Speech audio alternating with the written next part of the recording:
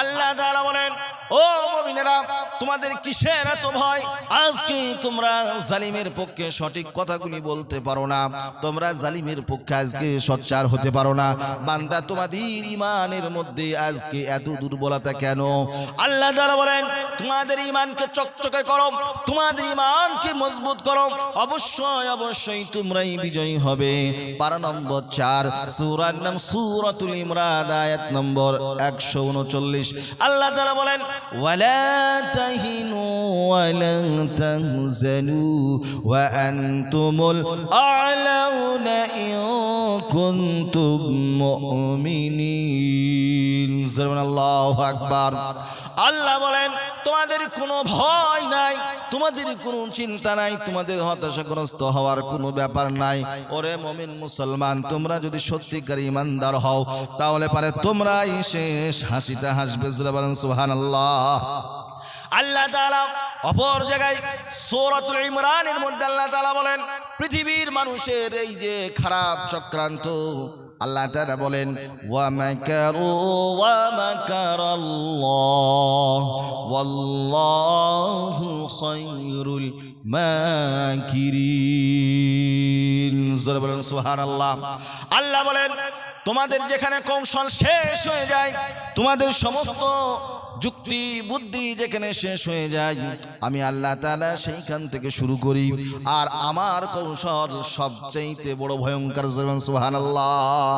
পৃথিবীতে কত দাদা এলো, সব দাদারা কাদা খেয়ে চলে গেল। তোমরা ফেরাউনের থেকে বড় দাদা হও নাই, তোমরা হামানের থেকে বড় দাদা হও নাই, তোমরা নমরুদের থেকে বড় দাদা হও নাই, তোমরা সাদ্দাদের চাইতে বড় দাদা হও নাই। আল্লাহ তাদেরকে পর্যন্ত এমন নাকানি সুবানি খাইয়ে দিয়েছেন, তারও কোরআনে নজির রয়েছে, দৃষ্টান্ত রয়েছে। সুবহানাল্লাহ। আলহামদুলিল্লাহ নাহমাদুহু ওয়া নাস্তাঈনুহু ওয়া নাস্তাগফিরুহু ونؤمن به ونتوكل عليه ونعوذ بالله من شرور أنفسنا ومن سيئات أعمالنا من يهده الله فلا مضل له ومن يضلله فلا هادي له ونشهد أن لا إله إلا الله وحده لا شريك له ونشهد أن سيدنا ومولانا محمدا عبد الله ورسوله الذي أرسله بالحق بشيرا ونذيرا وداعيا إلى الله بإذنه وسراجا وقمرا منيرا فقد قال الله تعالى في كلامه المجيد وفي فرقان الحميد شكلي بني أعوذ بالله من الشيطان الرجيم بسم الله الرحمن الرحيم إن الله وملائكته يصلون على النبي يا أيها الذين آمنوا صلوا عليه وسلموا تسليما আমরা সকলে দরুদ ইব্রাহিম পড়ি اللهم صل على محمد وعلى آل محمد كما صليت على إبراهيم وعلى آل إبراهيم إنك حميد مجيد اللهم بارك على محمد وعلى آل محمد كما باركت على إبراهيم وعلى آل إبراهيم إنك حميد مجيد شام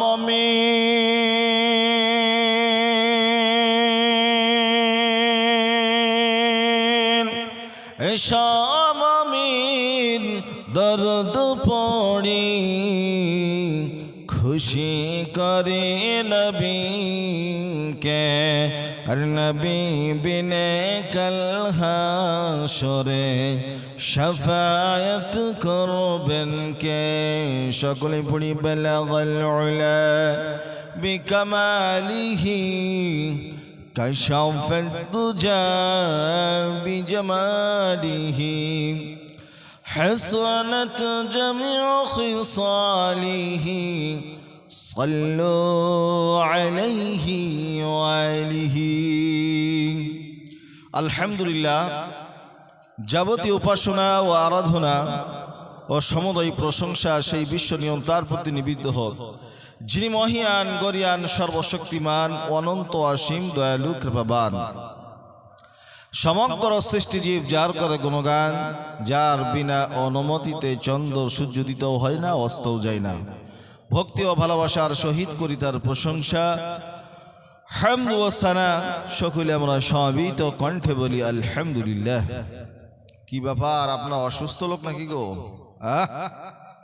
ডোমকুল হাসপাতাল থেকে উঠে আসলেন নাকি কোনো আওয়াজ নাই কোনো লড়া নাই চড়া নাই সব মনে হয়েছে মরা মানুষ বসে আছে আলহামদুলিল্লাহ বলে গুনাহ হবে না নাকি হবে কতটা নবীজি বলছেন তামলাউ বাইনাস সামাই ওয়াল আরজ আসমান এবং জমিনের যত খালি জায়গা আছে খালি জায়গা কতটুকু কতটুকু আরে জোরে জবাব দেন অনেক যার বিশালতা যার প্রশস্ততা পৃথিবীর কোনো মানুষের কোনো বিজ্ঞানীর ক্ষমতা নাই সেটাকে মাপার আছে কি বলেন আছে কখনোই সেটা পারবে না হ্যালো কি হলো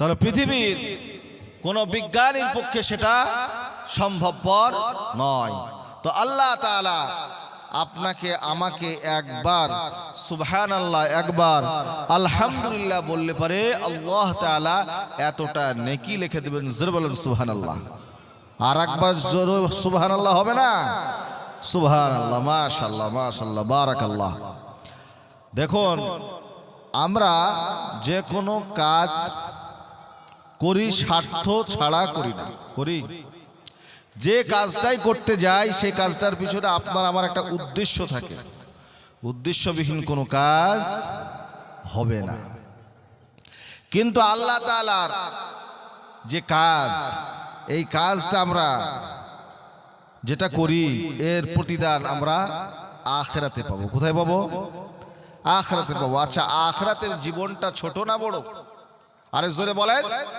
আখিরাতের জীবনটা অনেক বড় কতটা বড় এইখান থেকে বহরমপুর না কলকাতা যেটার শুরু আছে কোনো শেষ নাই তা এতটা জীবন লম্বা হবে মানুষের তো এই আখিরাতের জীবনটা আপনাকে আমাকে তৈরি করতে হলে ইহকাল দিয়ে পরকালকে তৈরি করতে হবে ইহকালের জীবনটা হলো খুবই সামান্য কিন্তু পরকালের জীবনটা অনেক বড় যার শুরু আছে শেষ নাই তাহলে পরে আমরা সুবহানাল্লাহ আলহামদুলিল্লাহ বলবো এগুলো আমরা বললে পারে আল্লাহ তাআলা নেকি দান করবেন আল্লাহ তাআলা কি করবেন আল্লাহ তাআলা নেকি দান করবেন আল্লাহ তাআলার কাছে আমরা সকলেই নেকি নেব নেকির কাজ আমরা করব জোরে বলেন ইনশাআল্লাহ আল্লাহ তাআলা আপনাকে আমাকে সকলকে দয়া করে মায়া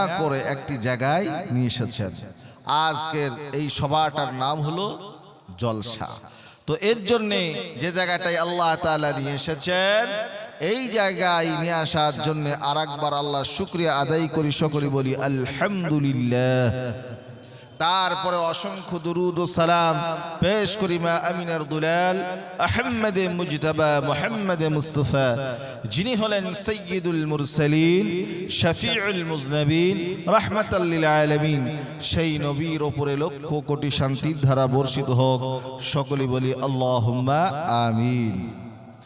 আজকে সভার যথাযথ যোগ্যতম সভাপতি মহাশয় ও দূর দূরান্ত হতে আগত ও আমন্ত্রিত উলামা হাজরাত, আমার সামনে বসে থাকা বয়োজ্যেষ্ঠ বয়কনিষ্ঠ সমবয়সী সকল শ্রেণীর দিনদার পরেশগার আমার প্রাণ প্রিয় মুসলমান ভাইরা, শ্রদ্ধাভাজন পিতৃ সমতুল্য বাবাজিরা, আমার ছোট ছোট বাচ্চাদের জানাই শীষ ভালোবাসা মুখচুম্বন।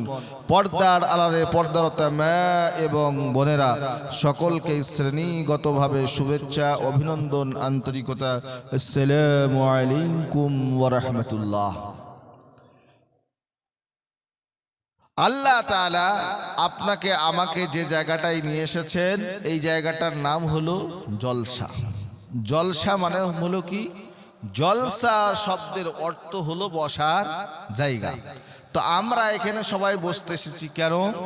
কোরআন এবং হাদিসের কথাগুলো শুনবো, শোনার পরে আমাদের আগামী জীবনটাকে আমরা পরিবর্তন করে আল্লাহকে রাজি খুশি করে আমরা জান্নাতে যাব। এটার জন্যই তো নাকি, না আর কোনো অন্য রকমের কোনো উদ্দেশ্য আছে? আরে জোরে বলেন, আর কোনো উদ্দেশ্য আছে? এখানে বড় জোর যদি আপনারা পান খেতে এক প্লেট খিচুড়ি পাবেন, তার বেশি কিন্তু আর পাবেন না, আর আশাও করা যাবে না। আর মানুষের বাড়িতে এখন বর্তমান সময়ে খাওয়া দাওয়ার কারোর অভাব নাই। মানুষ খেয়েই অসুস্থ, না খেয়ে অসুস্থ নয়। যারা দেখবেন অতিরিক্ত খাবে, তাদের আগামী দিনে অতিরিক্ত শরীর অসুস্থ হবে। আর যারা খাওয়া দাওয়া মেনটেন করে চলবে, তাদের শরীরটা সুস্থ থাকবে। ঠিক না ঠিক? পৃথিবীতে সবচাইতে আল্লাহ তাআলা মানুষকে বড় সম্পদ দিয়েছেন মানুষের শরীর। যার শরীর অসুস্থ তার দুনিয়াতে সবকিছু অসুস্থ, আর যার শরীর সুস্থ তার সমস্ত সবকিছু সুস্থ। জোরে বলেন সুবহানাল্লাহ। তাহলে আল্লাহ তাআলার দেওয়া এই নিয়ামত, যে নিয়ামতটা সবচাইতে বড়, আল্লাহ বলছেন লাইন শাকারতুম লাযীদান্নাকুম ওয়া লাইন কাফারতুম ইন্না আযাবী লাশাদীদ। হে আমার বান্দারা, তোমরা যদি আমার শুকরিয়া আদায় করো, আমি আল্লাহ তাআলা আমার নাজ নিয়ামত আরো বাড়িয়ে দেব। জোরে বলেন সুবহানাল্লাহ। তাহলে আল্লাহ শুকরিয়া আদায় করলে আল্লাহ নিয়ামত বাড়াবে না কমাবে? জোরে বলেন। আচ্ছা, মানুষ লটারি কেটে ফকির হয়, মানুষ জুয়া খেলে তাস খেলে মানুষ ফকির হয়, কিন্তু কোন মানুষ দান করেছে 1 লাখ 2 লাখ মসজিদে, দান করার পরে ফকির হয়ে গেছে, গরিব হয়ে গিয়েছে, এরকম কি মানুষ আছে?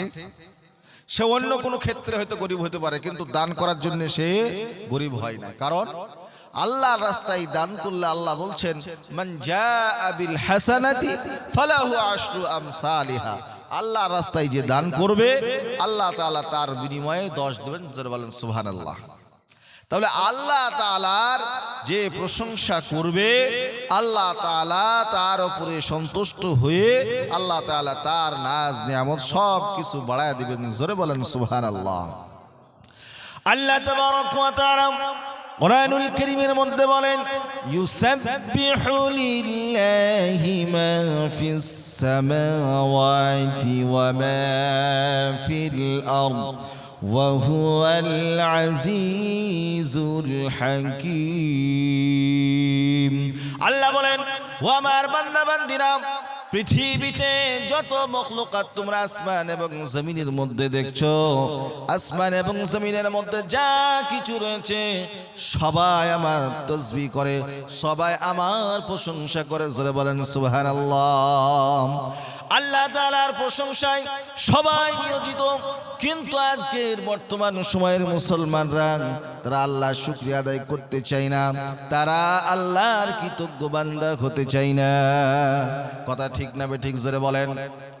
আল্লাহ তাআলা আপনাকে আমাকে দুনিয়ার জীবনটা দান করলেন। এই দুনিয়ার জীবন কাউরির 60 বছর, কাউরির 70 বছর, কিন্তু এই 60 বছর এবং 70 বছরের জীবন দিয়ে আপনার আমার যে পরকাল নামক যে জায়গাটা আছে, ওই জায়গার জন্য আপনাকে আমাকে প্রস্তুতি নিতে হবে। ওই জায়গা কাউরির জন্য খুবই আরামদায়ক হবে, আবার কাউরির জন্য খুবই কষ্টদায়ক হবে। ওই জায়গা বড় ভয়ঙ্কর। আল্লাহ তাআলা আপনাকে আমাকে দুনিয়াতে পাঠিয়েছেন। এই দুনিয়ার জীবন একদিন না একদিন পরিসমাপ্তি ঘটবে। পৃথিবীতে এমন কোন বাপের বেটা নাই, এমন কোন মায়ের লাল নাই যে বলতে পারবে বুকে হাত দিয়ে আমি সারা জীবন বাঁচবো।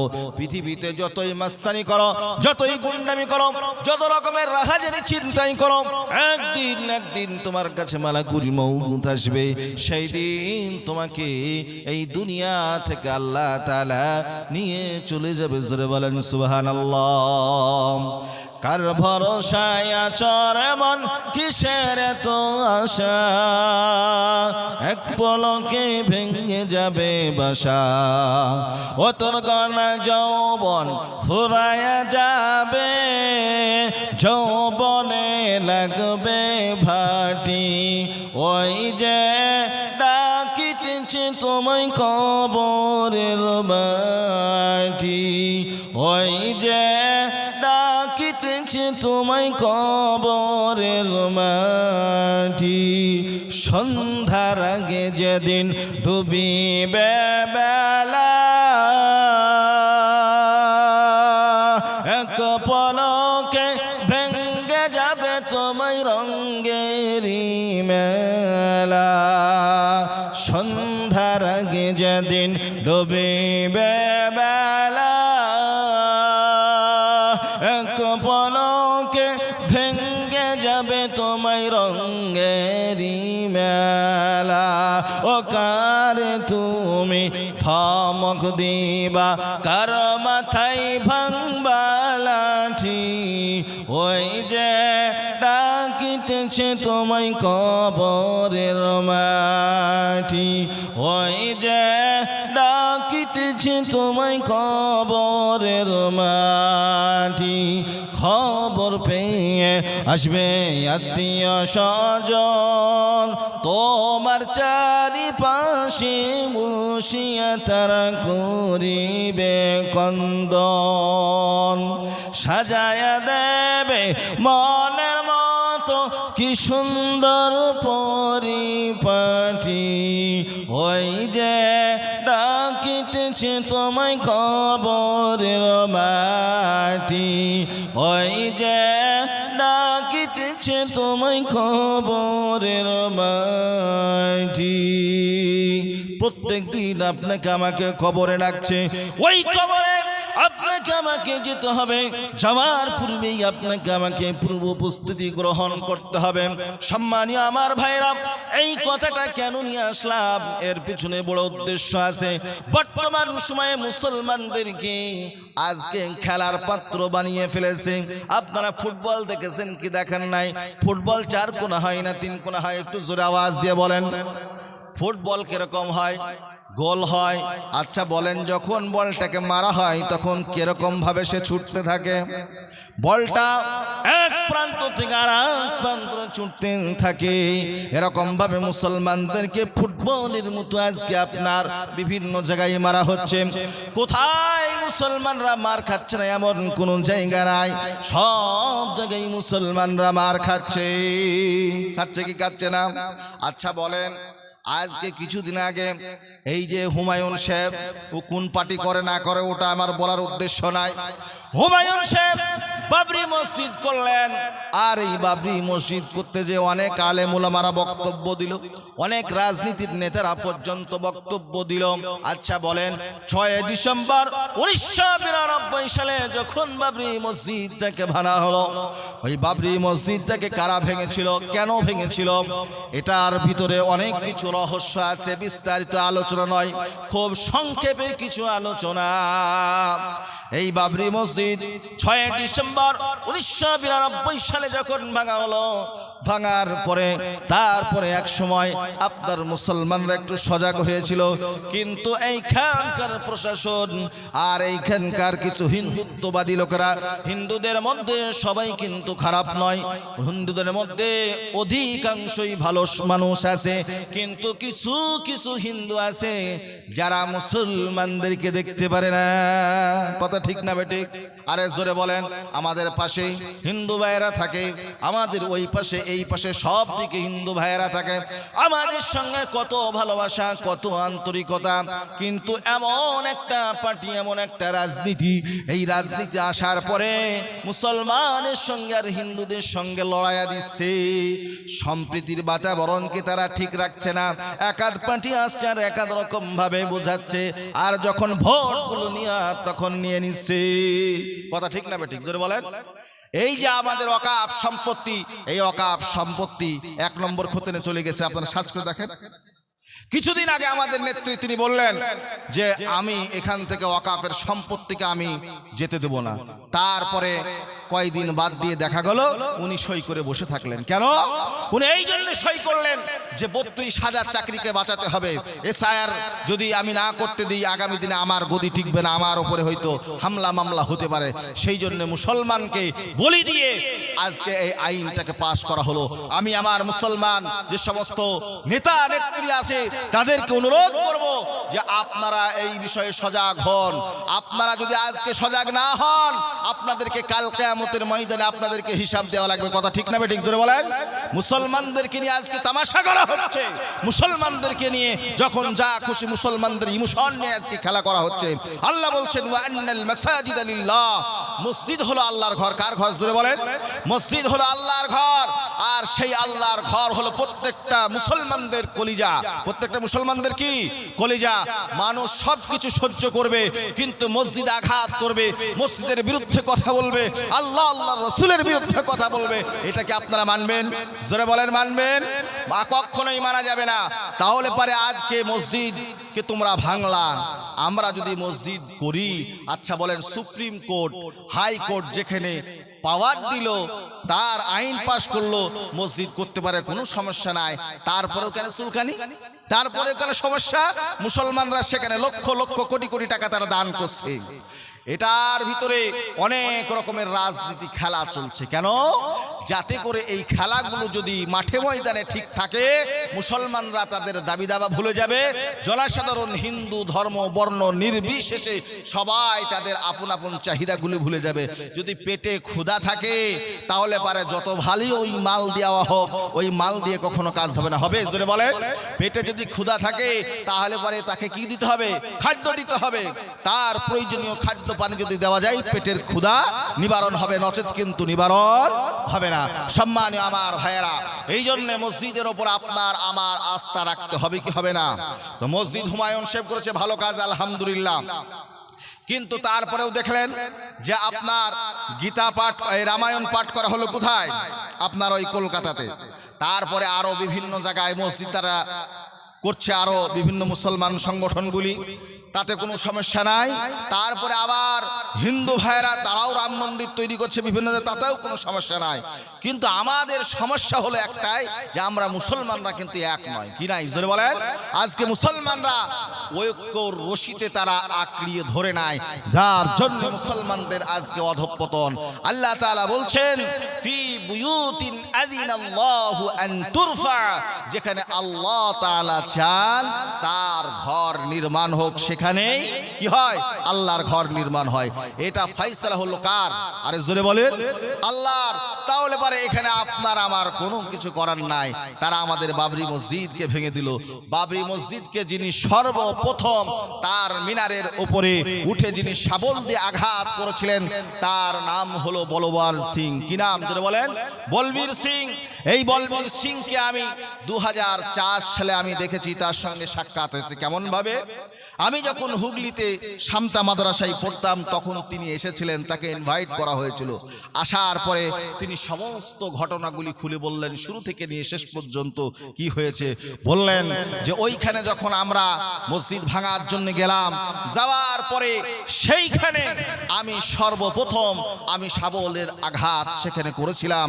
করার পরে তারপরে যখন আমি ভেঙে যখন চলে আসলাম, আসার পরে আমি বাড়িতে প্রবেশ করলাম। বাড়িতে প্রবেশ করার পরে আমার আব্বা এবং আম্মা তারা দুজনেই কিন্তু শিক্ষিত মানুষ ছিলেন। তখন তারা আমাকে তুচ্ছ-তাচ্ছিল্য করলো। তারা বলল, তুই তো ভগবানের ঘর ভেঙে এসেছিস, তুই তো ওপরওয়ালার ঘর ভেঙে এসেছিস, তোর মতন এইরকম বেয়াদব ছেলের আমার বাড়িতে জায়গা নাই। আমাকে আব্বা তাড়িয়ে দিলেন। ওই ভদ্রলোকের আব্বা ছিলেন প্রাইমারি স্কুলের মাস্টার। কিসের মাস্টার যদি বলেন? প্রাইমারি স্কুলের মাস্টার। তারপরে যখন উনি বাড়ি থেকে বার হয়ে গেলেন, তাড়িয়ে দেওয়া হলো। তাড়িয়ে দেওয়ার পরে উনি কোথায় যাবেন কোথায় যাবেন, শেষ পর্যন্ত উনি বিভিন্ন জায়গায় ঘুরতে লাগলেন। ঘুরতে ঘুরতে একটা জায়গায় তার স্থান হলো। শেষ বেলায় আল্লাহ তাআলা এমন একজন আল্লাহর বান্দার সঙ্গে তার সাক্ষাৎ ঘটালো, যে সাক্ষাৎটা ঘটানোর কারণ থেকে সেই ব্যক্তি একবারে ইমানদার খাঁটি আল্লাহওয়ালা মুসলিম হয়েছে। জোরে বলেন সুবহানাল্লাহ। তার নাম কি রাখা হলো? তার নাম রাখা হলো মোহাম্মদ আমির। আর তিনি যখন মুসলমান হলেন, কালেমায়ে তাইয়্যিবা লা ইলাহা ইল্লাল্লাহু মুহাম্মাদুর রাসূলুল্লাহ পড়ে নিলেন। তারপরে তখন তিনি অঙ্গীকার করলেন, আমি আমার জীবনে যে ক্ষতি করেছি আল্লাহর ঘরের, আগামীতে তো করবই না, বরং আমি 100টি মসজিদ নির্মাণ করব। জোরে বলেন সুবহানাল্লাহ। তা ওই ভদ্রলোক 2021 সালে 91টা মসজিদ তিনি নির্মাণ করার পরে আল্লাহর ডাকে সাড়া দিয়েছেন। জোরে বলেন সুবহানাল্লাহ। আপনারা যত আমাদেরকে দাবাবেন, ততই আমরা আরো বেশি অগ্নিকুণ্ড আমাদের উজ্জ্বলিত হতে থাকবে, আমাদের আগুন তত বেশি বাড়তে থাকবে। আপনারা কখনো আমাদেরকে ঠেকাতে পারবেন না। আচ্ছা বলেন, কোরআন কার? আরে জোরে উঁচু আওয়াজে বলেন, কোরআন কার? আল্লাহর। তাহলে আল্লাহ তাআলা যদি কোরআনের আওয়াজকে বুলন্দ করতে চায়, পৃথিবীর কোনো মাইল লালের ক্ষমতা আছে কোরআনের আওয়াজকে বন্ধ করে দিতে? জোরে বলেন, পারবে কেউ? পারবে কেউ? কখনো পারবে না। এই আল্লাহ এইনার নিজের কোরআন, নিজের কিতাবের দায়িত্ব তিনি নিজে হাতে তিনি গ্রহণ করেছেন। জোরে বলেন সুবহানাল্লাহ। তাহলে পারে যে আল্লাহর হাতে কোরআনের দায়িত্ব আছে, কুদরতি হাতে, সেই কোরআনের আলোকে কখনো তাদের পক্ষে নিভানো সম্ভব হবে না। জোরে বলেন সুবহানাল্লাহ। আল্লাহ তাআলা বলেন, ইন্নাল্লাহা মা'আস সাবিরিন। বান্দারে, তোমাদের কাছে যখন কোনো বিপদ আপদ আসবে, তখন তোমরা ধৈর্য ধরবা। তাহলে পারে আল্লাহ তাআলা তোমাদের ধৈর্য ধারণ করার কারণ থেকে আল্লাহ তাআলা তোমাদের ফায়সালা সবচাইতে ভালো করবেন। জোরে বলেন সুবহানাল্লাহ। আর যে ব্যক্তি আল্লাহর কাছে সাহায্য চাই, আল্লাহর কাছে ধৈর্য চাই, আল্লাহ তাআলা বলেন আমি তার অন্তরের মধ্যে ধৈর্য দিয়ে দিই। আর ধৈর্য দেওয়ার পরে আমি আল্লাহ তাআলা তার জন্য সব চাইতে ভালো ফায়সালা করি। জোরে বলেন সুবহানাল্লাহ। আল্লাহ তাআলা বলেন, ও মুমিনেরা, তোমাদের কিসের এত ভয়? আজকে তোমরা জালিমের পক্ষে সঠিক কথাগুলি বলতে পারো না, তোমরা জালিমের পক্ষে আজকে সোচ্চার হতে পারো না। বান্দা, তোমাদের ঈমানের মধ্যে আজকে এত দুর্বলতা কেন? আল্লাহ তাআলা বলেন, তোমাদের ঈমানকে চকচকে করো, তোমাদের ঈমানকে মজবুত করো, অবশ্যই তোমরাই বিজয়ী হবে। পারা নম্বর 4, সূরার নাম সূরাতুল ইমরান, আয়াত নম্বর 139। আল্লাহ তাআলা বলেন, ওয়ালা তাহিনু ওয়ালা তাহজানু ওয়া আনতুমুল আ'লাউনা ইন কুনতুম মুমিনিন। আল্লাহু আকবার। আল্লাহ বলেন, তোমাদের কোনো ভয় নাই, তোমাদের কোনো চিন্তা নাই, তোমাদের হতাশাগ্রস্ত হওয়ার কোনো ব্যাপার নাই। ওরে মুমিন মুসলমান, তোমরা যদি সত্যিকার ঈমানদার হও, তাহলে পারে তোমরাই শেষ হাসিটা হাসবে। বলেন সুবহানাল্লাহ। আল্লাহ তাআলা অপর জায়গায় সূরাতুল ইমরানের মধ্যে আল্লাহ তাআলা বলেন, পৃথিবীর মানুষের এই যে খারাপ চক্রান্ত, আল্লাহ তাআলা বলেন, ওয়া মাকারু ওয়া মাকারাল্লাহ ওয়াল্লাহু খায়রুল মাকিরিন। জোরে বলেন সুবহানাল্লাহ। আল্লাহ বলেন, তোমাদের যেখানে কৌশল শেষ হয়ে যায়, তোমাদের সমস্ত যুক্তি বুদ্ধি যেখানে শেষ হয়ে যায় আমি আল্লাহ তাআলা সেইখান থেকে শুরু করি আর আমার কৌশল সবচেয়ে বড় ভয়ঙ্কর সুবহানাল্লাহ পৃথিবীতে কত দাদা এলো সব দাদারা কাদা খেয়ে চলে গেল তোমরা ফেরাউনের থেকে বড় দাদা হও নাই তোমরা হামানের থেকে বড় দাদা হও নাই তোমরা নমরুদের থেকে বড় দাদা হও নাই তোমরা সাদ্দাদের চাইতে বড় দাদা হও নাই আল্লাহ তাদেরকে পর্যন্ত এমন নাকানি সুবানি খাইয়ে দিয়েছেন তারও কোরআনে নজির রয়েছে দৃষ্টান্ত রয়েছে সুবহানাল্লাহ আল্লাহ তাআলা সেই সম্পর্কে একটা সুন্দর কথা বলেন আল্লাহ তাআলা পারা নম্বর 30 সূরার নাম সূরাতুল ফিল আল্লাহ তাআলা এই সূরার মধ্যে কত সুন্দর করে একটা আলোচনা করেছেন আল্লাহ তাআলা বলেন আলাম তারা কাইফা ফাআলা রাব্বুকা বিআসহাবিল ফিল আপনাদের মুখস্থ আছে না নাই সবাই একসঙ্গে পড়ুন আওয়াজ দিয়ে আলাম তারা কাইফা ফাআলা রাব্বুকা বিআসহাবিল ফিল ألم يجعل كيدهم في تضليل وأرسل عليهم طيرا أبابيل ترميهم بحجارة من سجيل فجعلهم كعصف مأكول الله أكبر الله بولن ألم ترى كيف فعل ربك بأصحاب الفيل ওগো পৃথিবীর মানুষ তোমরা কি দেখো নাই যে আমি হস্তি বাহিনীর সঙ্গে কি আচরণ করেছি আব্রাহা নামক একজন বাদশা ছিল জালেম বাদশা এই ইয়ামানের একজন শাসক ছিল সে যখন দেখলো যে সমস্ত মানুষগুলি তারা হজ করতে যায় বাইতুল্লাহ শরীফে আর তার মনে মনে হিংসা হতো আহারে এই বাইতুল্লাহ যদি আমি এরকম একটা ঘর করতে পারতাম তাহলে পারে তো মানুষগুলি তো ইয়ামান থেকে তারা তো কখনোই হজ করতে যেত না এই কথা চিন্তা ভাবনা তার মনের মধ্যে উঠলো ওঠার পরে সে মনে মনে প্ল্যান করলো তাহলে পারে তো আমাকে একটা ঘর করতে হবে সে আপনার করলো কি একটা সুন্দর থেকে সুন্দর ঘর বানালো সেই ঘরটাকে তৈরি করার পরে সেই যুগে আপনার খ্রিস্টান প্রচুর পরিমাণে ছিল তারাও কিন্তু খ্রিস্টান ছিল কিন্তু খ্রিস্টান হলেও তারা কিন্তু আল্লাহর ঘরের সম্মান করতে জোরে বলেন সুবহানাল্লাহ যেহেতু খ্রিস্টানরা আপনার আমার জাতির পিতা ইব্রাহিম আলাইহিস সালাতু ওয়াস সালামের সন্তান আর এই হযরত ইব্রাহিম আলাইহিস সালাতু ওয়াস সালামের সন্তানদের মধ্যে থেকে আল্লাহ তাআলা হযরত ঈসা আলাইহিস সালাতু ওয়াস সালামকে পাঠাইছিলেন হযরত ঈসা আলাইহিস সালাতু ওয়াস সালামের তারা অনুসারী ছিল তখনকার মানুষের ঈমান আমল সব কিছু ঠিক ছিল কিন্তু একটা জায়গায় গলত ছিল যখন আল্লাহর নবী আসলো আসার পরে তারপরে তারা তখন কি করলো আল্লাহর নবীকে তারা মান্যতা দিল না আল্লাহ নবী যে নবী এটা বলে তারা স্বীকৃতি দিল না যার কারণ থেকে তারা ঈমান থেকে খারিজ হয়ে গেল জোরে বলেন নাউযুবিল্লাহ এই আব্রাহা বাদশা সে যখন একটা ঘর নির্মাণ করলো ঘরটাকে নির্মাণ করার পরে ঘর যখন আপনার সুন্দরভাবে সবকিছু সাজানো গুছানো হয়ে গেল ওইটার নাম দেয়া হলো টেম্পল এবার টেম্পলের মধ্যে ঘোষণা করে দেওয়া হলো এই টেম্পলে আমার যত দেশের আশপাশের লোকেরা আছে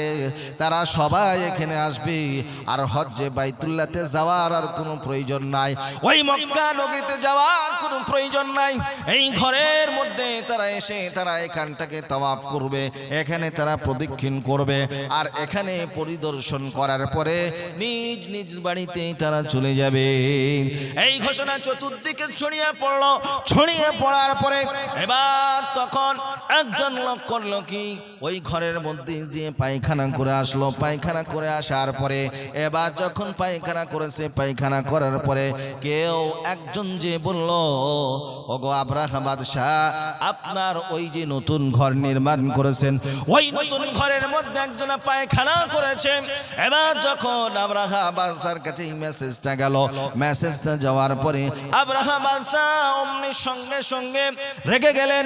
রেগে যাওয়ার পরে এবার তখন আব্রাহা বাদশা বলল, আমি তার জন্য একটা ব্যবস্থা নিচ্ছি। আব্রাহা করল কি, সমস্ত সৈন্য সামন্তকে বলল, তোমরা অ্যালার্ট হয়ে যাও, তোমরা প্রস্তুত হয়ে যাও। এবার সমস্ত সৈন্য সামন্তরা তারা প্রস্তুত হয়ে গেল। হয়ে যাওয়ার পরে এবার সে ঘোষণা করলো, আমরা যত মক্কা নগরীর যত রকমের কুফরি মতবাদের লোক আছে, মুশরিকেরা আছে, যারা পুত্তলিক রয়েছে, তাদেরকে ধ্বংস করে ফেলব। আব্রাহা বাদশা করল কি, ঘোড়া নিল, হাতি নিল, সৈন্য সামন্ত সব কিছু নিল। নেওয়ার পরে সে মক্কার দিকে রওনা দিল। মক্কার দিকে রওনা দেওয়ার পরে রাস্তার মধ্যে কয়েকটা দলের সঙ্গে তার লড়াই যুদ্ধ হলো। সব জায়গায় লড়াই যুদ্ধে সে বিজয় লাভ করলো। বিজয় লাভ করার পরে এক পর্যায়ে যে রাত্রি আপনার কাটানোর জন্য একটা জায়গায় সে তাম্বু গাড়ল। তাম্বু গাড়ার পরে এবার সেই তাম্বুতে রাত কাটালো। রাত কাটানোর পরে এবার যখন সকালবেলাই হলো, সকালবেলাই হওয়ার পরে এবার যখন সমস্ত সৈন্য সামন্তকে তিনি বললেন যে তোমরা প্রস্তুত হয়ে যাও, প্রস্তুত হয়ে যাও। বলার পরে এবার যখন আপনার ওই হাতিকে উঠানোর জন্য যখন যাচ্ছে, হাতিকে উঠানোর জন্য যখন গেল, হাতি কিন্তু কোনো মতো উঠে না। হাতিকে উঠতে বাধ্য করলো। আল্লাহ তাআলা সেই কথাকে সুন্দরভাবে স্মরণ করাচ্ছেন, আলাম তারা কাইফা ফাআলা রাব্বুকা বিআসহাবিল ফিল। আমি আল্লাহ তাআলা ওই হস্তি বাহিনীর সঙ্গে কি আচরণ করেছি, কি ব্যবহার করেছি, তোমরা একটু দেখো। আল্লাহ তাআলা তারপরে কি বললেন, আলাম ইয়াজআল কাইদাহুম ফি তাযলিল। আর আমি তাদের চক্রান্তকে নস্যাৎ করে দিয়েছি, ধ্বংস করে দিয়েছি। তারপরে আল্লাহ তাআলা বলেন, ওয়া আরসালা আলাইহিম তায়রান আবাবিল। আর আমি আল্লাহ তাআলা ওই লোহিত সাগর থেকে ঝাঁকে ঝাঁকে আমি পাখি প্রেরণ করলাম। তারমিহিম বিহিজারাতিম মিন সিজ্জিল। আর তারা আপনার ওই কঙ্করগুলি নিয়ে আসলো। নিয়ে আসার পরে ওই সমস্ত কাকরগুলি ওই সমস্ত আব্রাহা বাদশার সৈন্য সামন্তদের উপরে তারা নিক্ষেপ করতে শুরু করলো। যখন নিক্ষেপ করে আর তারা যখন পাথরগুলি নিয়ে আসছিল, একটা ঠুটি আর দুই পায়ের যে আপনার 4-5খানা যে আপনার পা আছে, ছোট ছোট পায়ের মধ্যে ওই পাঞ্জার মধ্যে একটা একটা করে পাথর নিয়েছে, 3টি পাথর। এরকম ভাবে যখন পাথর নিয়ে আসছে, আর ওই জায়গাটা যে জায়গাটায় আব্রাহা বাদশার সৈন্য সামন্ত ছিল, এত পাখি লক্ষ লক্ষ পাখিগুলি আকাশটাকে পুরো ঘিরে নিয়েছে। আর মনে হচ্ছে চতুর্দিকটা মনে হচ্ছে মেঘ মেলা। এবার যখন ওই পাখিগুলি উঠতে শুরু করেছে, আর উঠতে উঠতে যখন এক একটা পাথর কি যখন ফেলতেছে, ফেলার পরে এবার যে সমস্ত সৈন্য সামন্তদের মাথার উপরে পড়ছে, বুলেটের চাইতেও আরো মারাত্মক, আত্মার চাইতেও আরো বেশি খতরনাক। আপনার মাথা দিয়ে ঢুকে আর পেছনের দরজা দিয়ে বার হয়ে যায়। আর আপনার যখন মাথায় পড়ে, সে সঙ্গে সঙ্গে জমিনে লুটিয়ে পড়ে। এরকম ভাবে সব মানুষগুলি মারা গেল। এমনকি হাতিগুলি পর্যন্ত ছুটতে লাগলো। হাতিগুলি আর ওখানে দাঁড়াতে পারলো না। এবার আপনার এক পর্যায়ে আব্রাহা বাদশার মাথার উপরে পড়লো। আব্রাহা বাদশার মাথার উপরে পড়ার পরে আব্রাহা বাদশা শেষ পর্যন্ত অসুস্থ হয়ে পড়লো। সে কিন্তু তারপরেও মরে নাই। আল্লাহ চাইলে সেখানেও তাকে ধূলিসাৎ করে দিতে পারতেন, কিন্তু আল্লাহ তাআলা তাকে সেখানে শেষ করলেন না। আল্লাহ তাআলা তার জীবনটাকে বাঁচায় রাখলেন। বাঁচায় রাখার পরে আল্লাহ তাআলা করলেন কি, কিছুদিন তাকে রাখার পরে ওইখান থেকে আপনার মক্কা নগরী থেকে তাকে আবার মুলকে সাবাতে ইয়ামান দেশে তাকে নিয়ে যাওয়া হলো। নিয়ে যাওয়ার পরে কিছুদিন সেখানেও কাটলো। কাটার পরে শরীরের মধ্যে এতটা ব্যথা, সে ব্যথার জ্বালায় চটপট করে পৃথিবীর কোন ডাক্তারের পক্ষে তাকে ভালো করা সম্ভব হলো না।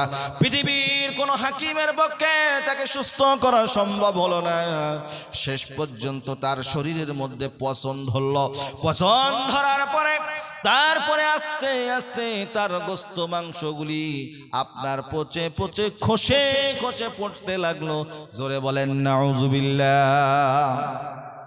আচ্ছা বলেন, যে আল্লাহ তাআলা এই কাজটা করলেন, সেই আল্লাহ তাআলা কি পৃথিবীতে আজ নাই?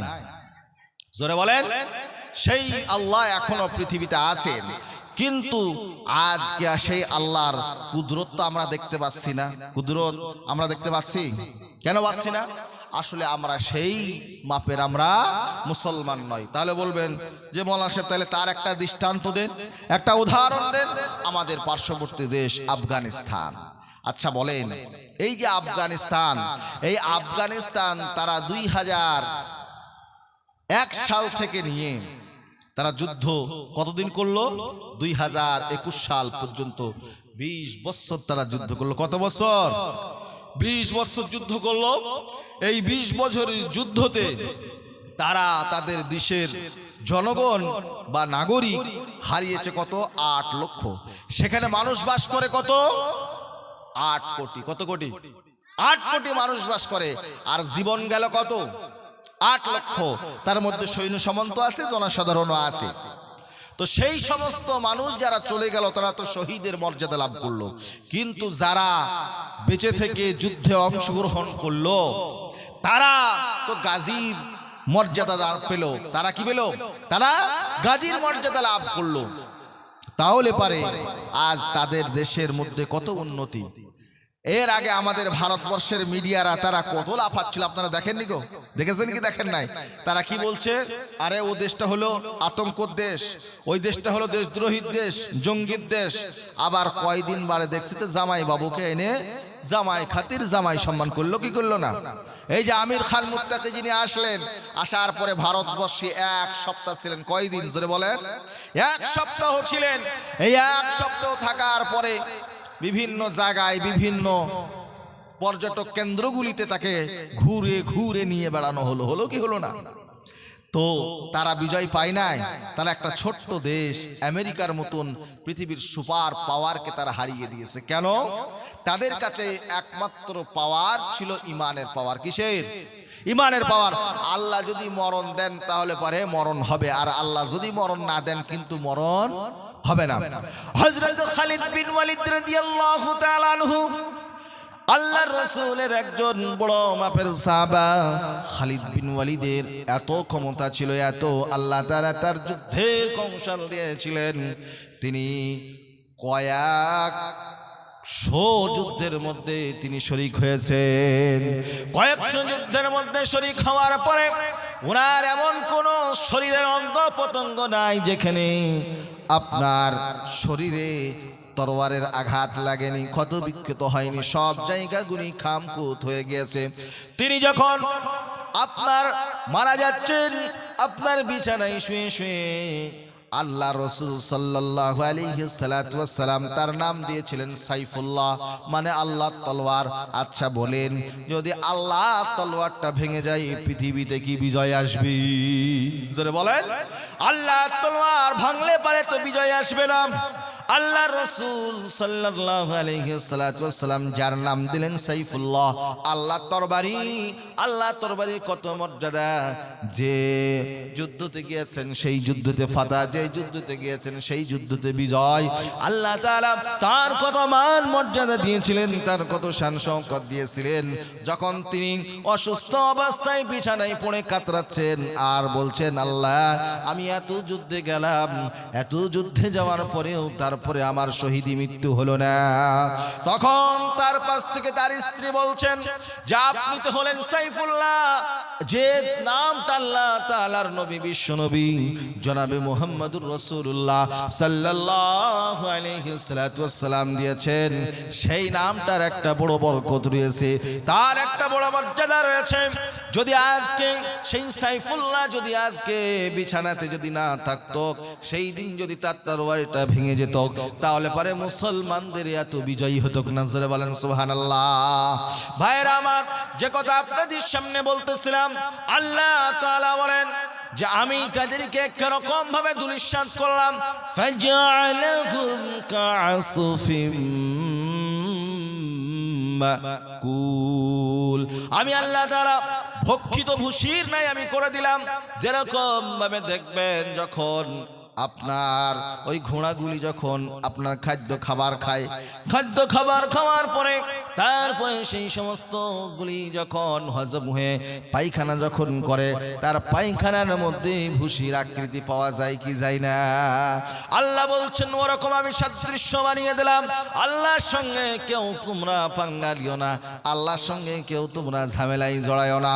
পৃথিবীতে বড় বড় সুপার পাওয়ার আল্লাহ তাআলা কাউকে ধরেন না, কিন্তু ধরলে পারে আল্লাহ তাআলা ছাড়েন না। কথা ঠিক না বেঠিক? আল্লাহ তাআলা তাই বলতেছেন যে আমার আযাব তো আসে না, যখন এসে যাবে জানবে তোমরা নিজেদের অপকর্মের কারণ থেকে এই আযাবকে তোমরা টেনে আনলে।